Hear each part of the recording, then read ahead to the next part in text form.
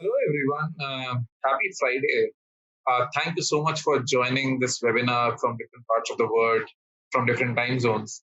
And I hope these 30 minutes of yours turn out to be fruitful and hope you are able to have some takeaways from this particular session. So, today I'll be covering a topic which is very close to my heart leverage data for product decisions. But before we jump onto that, let me quickly introduce myself. Just give me a second. Yeah. So I'm Sunny Mehrotra, working with Google Pay, helping enable financial inclusion for next billion users in India and globally. Uh, I started my journey with housing.com. It's a real estate startup in India, where I started as a business intelligence consultant, a fancy name for a data guy. And I moved on to become a product manager and a senior product manager there. It's so it, it's a company very similar to us, Trulia. After that, I took a break for a year, education break for a year, where I did my MBA and then directly joined Google from there. So over the last 2.5 years, I've been with Google and particularly with Google Pay recently. Coming back to the topic, first, here's a quick agenda. We'll be covering the role of data in life of PM and how that role changes and how can different data kits can be used at different stages of a product life cycle. And I would want to spend maximum time on a live case study, which we'll all go through together. So we might have seen these quotes at multiple forums. I'll just read out a few of them. Data is the new oil. In God we trust, all others please bring data. You can have data without information, but you cannot have information without data. The last one is my favorite. If we have data, let's look at the data. If all we have are opinions, let's go with mine. And it's important to identify the importance of data, particularly in the tech industry, considering historically, before tech was there, uh, we still had limited data to kind of derive information out of.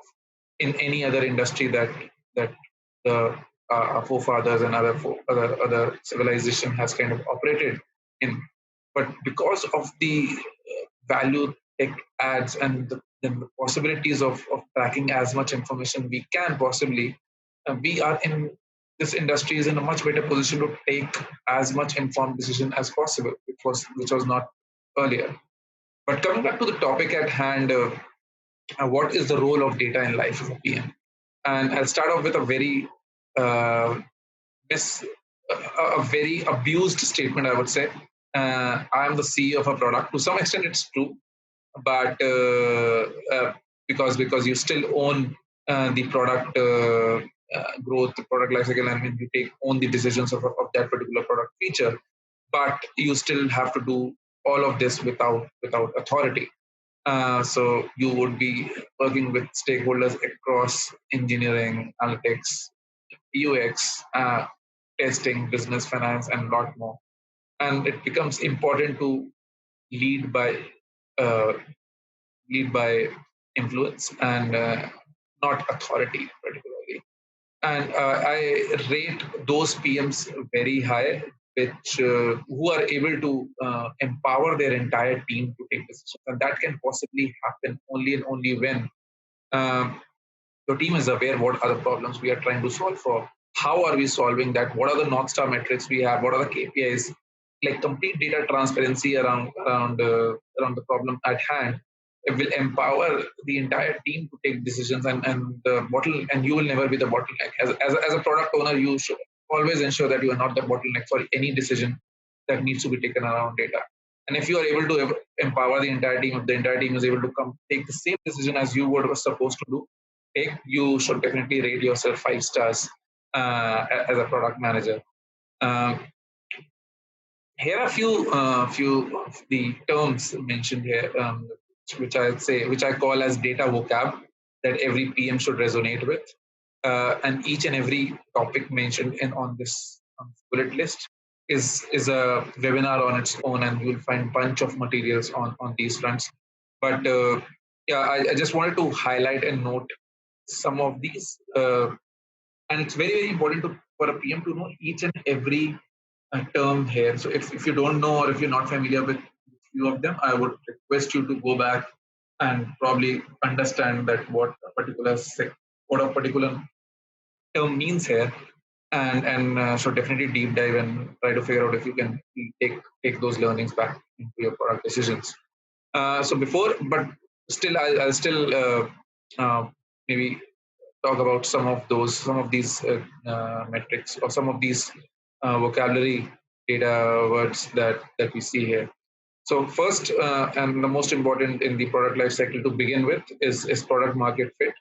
As the name suggests, when you start out your product journey, it's very important to validate your ideas, and that validation will only come when you are aware that what are the gaps in the current market, what are the problems that we are dealing at hand, and how is my product trying to solve for it.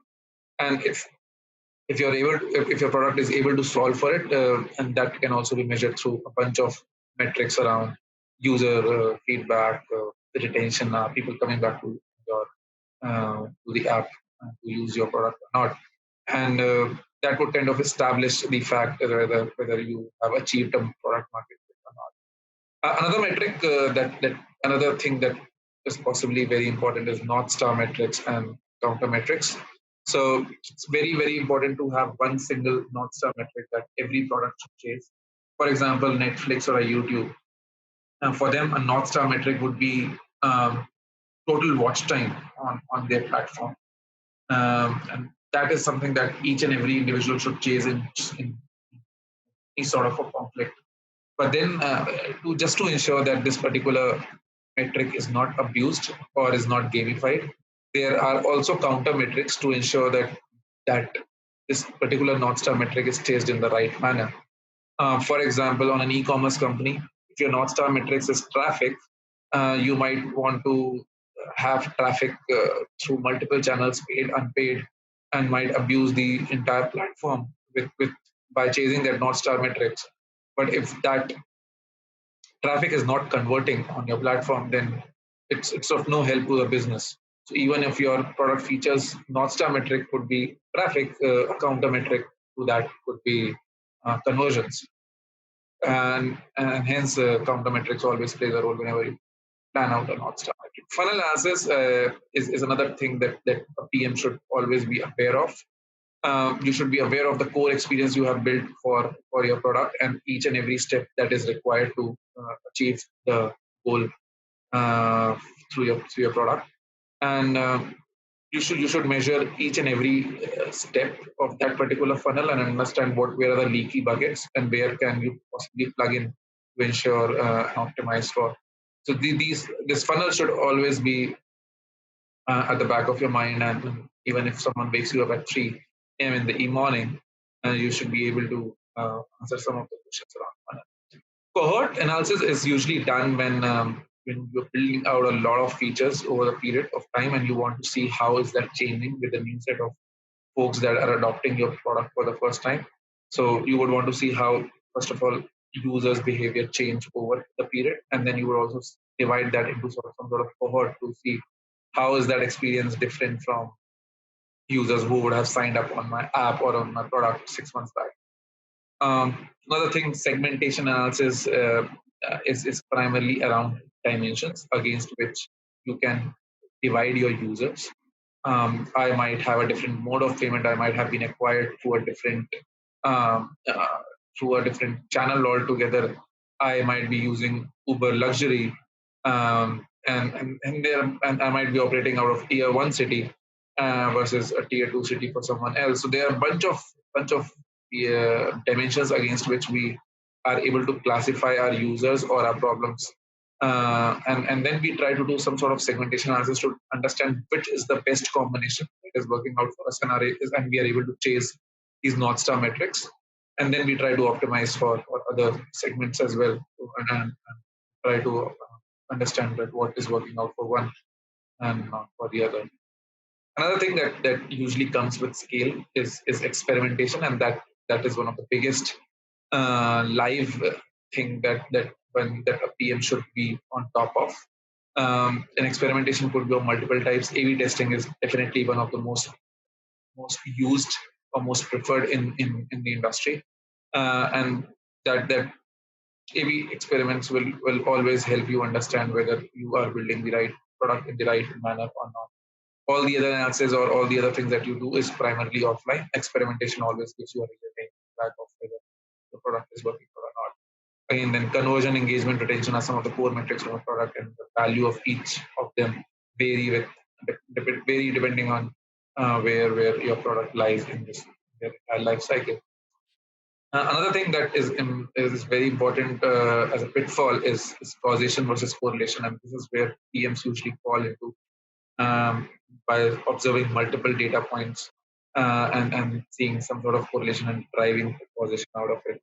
An example here could be if the summers have arrived in your country, you might see increase in sales of ice creams, and you might also see increase in sales of sunscreen. So in that sort of a scenario, there's a very high correlation between sales of ice creams and sunscreen. But is there any causation between the two? No. The causation is primarily coming in from the increase in temperatures, the summers arriving in your country. So it's very important to have clear distinction between causations and correlations. Qualitative data is another thing that we should be very particular about, especially in the first half of the product life cycle. And data does not only mean numbers; it also means words. It also means information that can be derived out of other things which is not numerical, and it could be in the form of surveys that we do, in terms of feedbacks that come to us, in terms of the UX research studies that we do, in terms of Play Store reviews that we read, and all these data points kind of come together and help you mine that information to derive real insights of this entire process. And like we have always heard that PM should definitely have a roadmap and a prioritization in place whenever they approach any particular feature. But along with the product roadmap, they should also have analytics roadmap to build those muscles, and especially in the growth stage, where when they will be able to take decisions when they have enough data at their disposal. Cool. So let's move on to a case study here. And there's a very hypothetical company called ABC e-commerce company that believes that there's a market gap in supply and demand for office and casual apparel, catering to oversized individuals. None of the existing e-commerce companies, both horizontal or vertical, have been able to serve these customers in the way ABC believes to serve it. And the background is that idea has been validated. Entrepreneurs have already done that. They have taken a seed round, and maybe you are hired as the head PM, or maybe one of the first PMs to build that e-com experience onto a platform. And what we'll do through this case study is we'll go through different life cycles of this particular company in terms of product, and see that how as a PM you should evolve to prioritize one thing or the other, and navigating through this process. First stage is the product life cycle. The first stage in the product life cycle is early stage, and at this stage, I think the employees as well as employers should figure out the right hiring, because the first hire or the second hire on the product team is very important. And when you are trying to validate the idea, domain expert in that particular field is very useful. So a PM who either has served an oversized, who served a TG of oversized individuals, or has served in the apparel industry, would definitely be someone who might do better than the other folks. So in an early stage setup, first thing that a PM should do, or you should kind of focus on, is the qualitative UXR studies, UX research studies, and try to understand that why has nobody attempted this problem, or if others have attempted this problem, so why have they failed? What are users expecting out of the problem solution that none of the existing companies have been able to provide, and try to build some sort of hypothesis around this qualitative data itself. So for this particular case, we see, I just put up hypothetical ideas and scenarios here. We'll not overemphasize on these ones, but we'll focus more on things that we should possibly do as a PM. So the blue, the bracket where, so the box where where you see some words in blue, the UX star study suggests that the user's biggest complaint is to find the right size of apparels. So users are always complaining that they have never been able to find the right size on these e-commerce websites. And then when you do this competition analysis, you find out that these e-commerce companies have been seeing higher than average returns on their products as compared to other ones, and hence these TG groups are not the right groups to kind of focus for a viable business, considering it is adding to significant logistics cost. So this is a qualitative input or a qualitative output that you have got from your UXR studies, and now you are ready to build out the experience. As a next step, you should definitely definitely focus only on building the core experience or building out the MVP.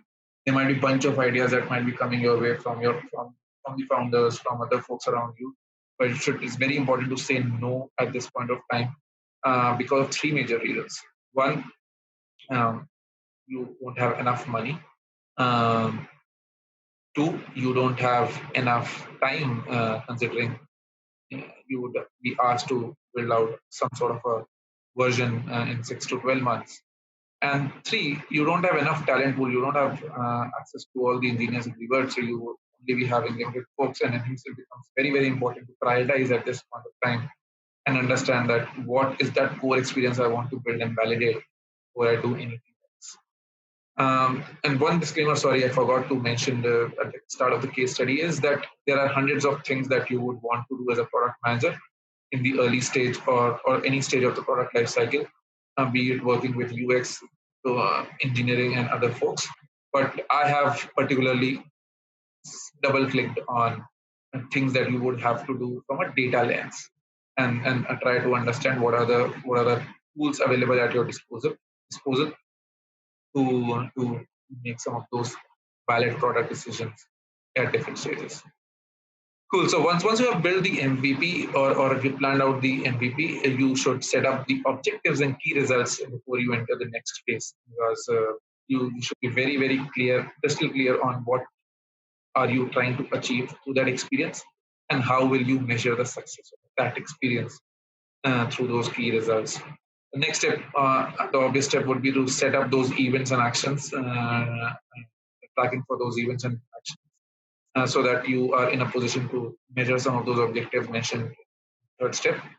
Um, once you're done that, once your product goes live, you need to definitely do uh, some sort of validation around product market fit, understanding whether your product is being accepted by the consumers or not. And there are multiple ways to do that: measure NPS, measure retention, and do some sort of a cohort analysis and try to figure out whether users are retaining on your platform or whether users are engaging with your platform or not. And then there are other things that you might have to do: track broad user journey and try to understand where are users dropping off, and try to fix some of those. Reach out to some of the users and understand their experience. Understand qualitatively that where do they find those gaps. Read Play Store reviews and other things to kind of set up your whole process around how to navigate from a product market fit stage or an early stage to a rapid growth stage. And the right bottom corner that you see here kind of emphasizes that what the importance of different types of data during this particular period. So, like in an early stage, qualitative matters much more than anything else. Quantitative definitely plays some sort of a role. Well, while I don't encourage folks to build any sort of an experimentation infrastructure at this stage. Moving on to the growth stage, again, our idea is has been kind of built, and the experience that you have decided is to maybe have try and buy offline at your doorstep kind of an experience. So maybe a user can come on the app and decide on a particular product and choose a preferred size, which could be like some ballpark number, and then some ballpark size, sorry, and then there's a company official that comes to your doorstep with multiple sizes along with them, and you can try and buy right at your doorstep, um, right at that very moment, and decide which one to buy versus not. One, it will help our users to save on time and logistics efforts around returning and buying things. And it will also help company to save on a lot of delta logistics cost of buying and returning. So that's if that particular piece has been established from a case perspective. Now we can possibly see what all a product manager needs to do in the growth stage. And in this particular stage, a growth hacker is someone who is an ideal product manager fit for this role. You have already in your previous stage identified 0 to 1, and now is the time when you would want to take your product from 1 to 100. And hence, it becomes very important to invest in the right tools, to invest in the right things so that you are prepared for the long run. First things first, hire a product analyst now, and maybe review your trackings and everything else. Also invest in your analytical tools. You might have set up those events and tracking earlier on some of the free tools, but now considering your volumes are high, the user volumes, the transaction volumes, the data volumes are high, it becomes very important to invest in more sophisticated analytical tools which will help you do more sophisticated analysis, as well as we talked about in our data vocab. And you should definitely not be constrained because of lack of data to take those decisions at that point of time. Other thing that is definitely very important as a next step is positioning and GTM strategy to unlock that growth.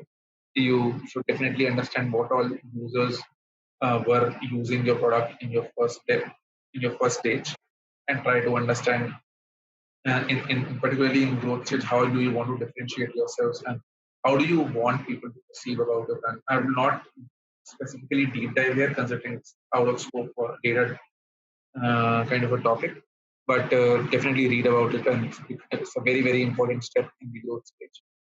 Third thing I would definitely do it is invest in demand channels. Now, when we know that we want to grow, that growth will come through both organic as well as inorganic channels. And it's very easy to drain money through that, and all that a lot of founders and product managers fell into. So it's important to invest in the right demand channels and do some sort of experiments, try it out across channels, and track their performance to kind of optimize further on that. Other thing that you can possibly work upon is building an infrastructure for experimentation.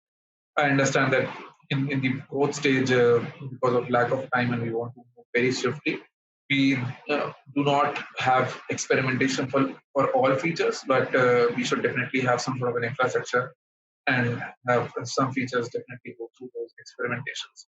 Apart from that, keep tracking some of these growth metrics, set up a dashboard. Like I did that in my first organization, where we had set up a dashboard TV in the office itself, right in our bay, where folks can go and see real time how our product numbers looking like, how our North Star metrics looking like, where do we stand, how are these numbers moving, and are we doing the right thing when we are solving these problems. This is also a right time to also build your analytics roadmap, as we talked about earlier. As data will grow, as it will become as difficult going forward to take decisions, it will become very important to track as much information as possible, and plan out your visualizations and views in such a way so that your entire organization is aware of how the product is going into, and communication around that analytics is very important in that case. So in this particular stage, I would say qualitative kind of goes down as compared to the first one, while quantitative and experiment pick up as we go more mature in the growth stage. Both quantitative and experiment will kind of increase over the period. Moving on to the mature stage, this is a stage when you have already achieved the growth, you are already one of the market leaders. There's already a saturation that has hit it, and you would find it very difficult to go further from here unless and until the market size increases in the long run. So at this point of time, the best product managers to solve for these problems, solve for a mature product, are called retention experts. These are the folks who have ideally worked in some of the retention space in in some of the previous organizations they would have worked with, but they should definitely know the tricks of the game when it comes to retention.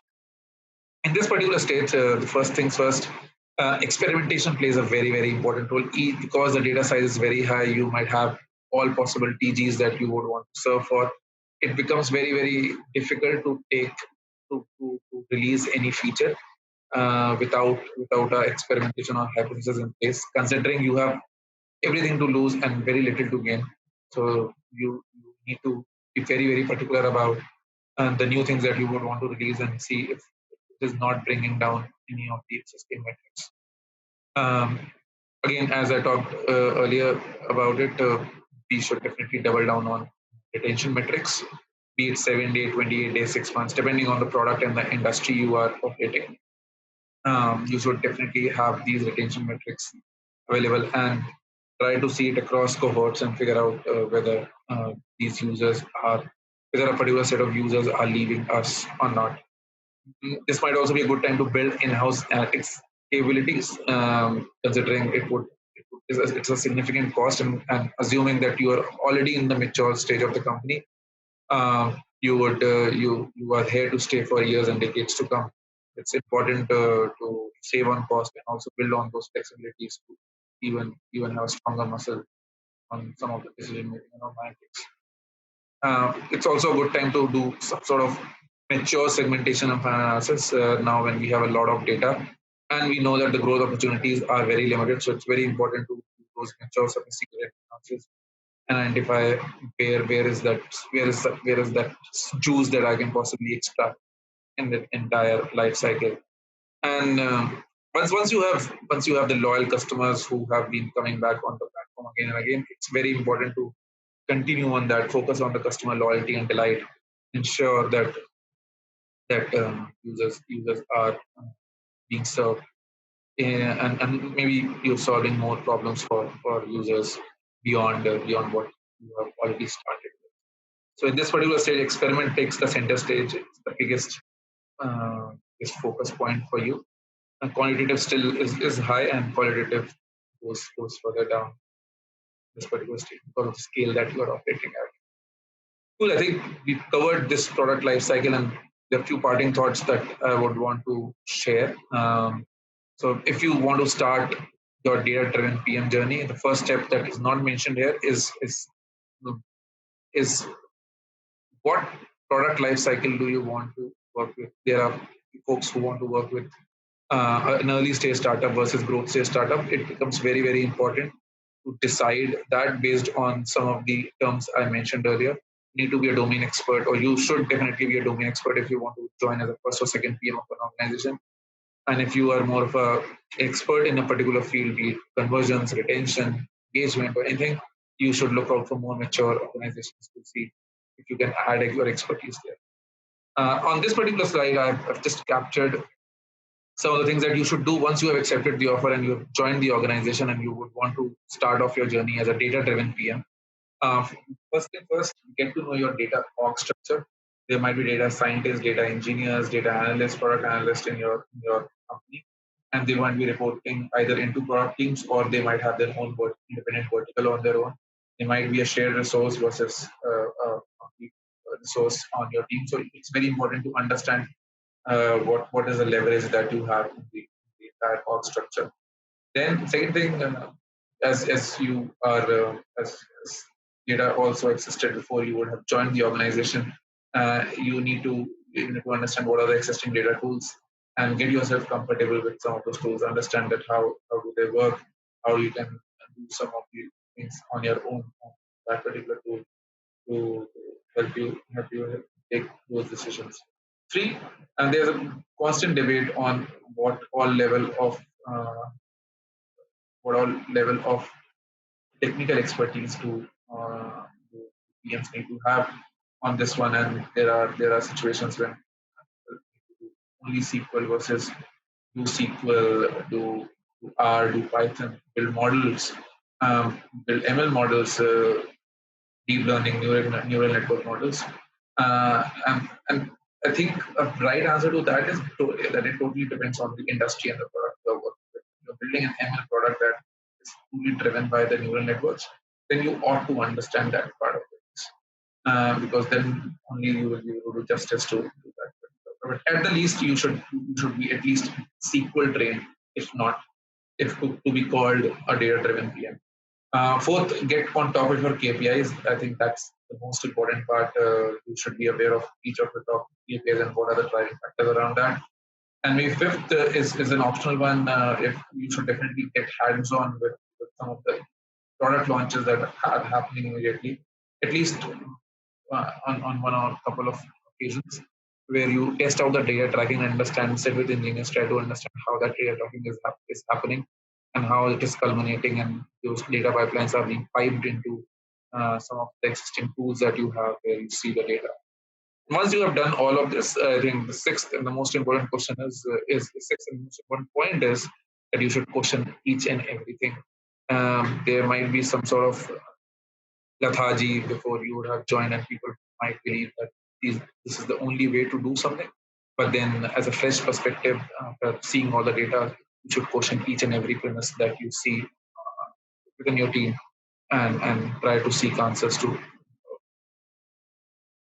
Having said that, data-driven PM about the data-driven PM journey. The last and the final thought that I have is don't be data-driven because you might not like don't be very rigid on being data-driven because you might not have data for each and every thing that you would want to solve for, but try to be data informed for sure in such scenarios so that you are taking those wise decisions. Cool. I think this brings us to an end. Thank you so much for listening, and thank you so much for taking out these 30 minutes of yours on this and leaving behind questions on the chat group. I'll try to answer all of them as soon as possible. Yep. Thank you so much. Thank you. Bye bye.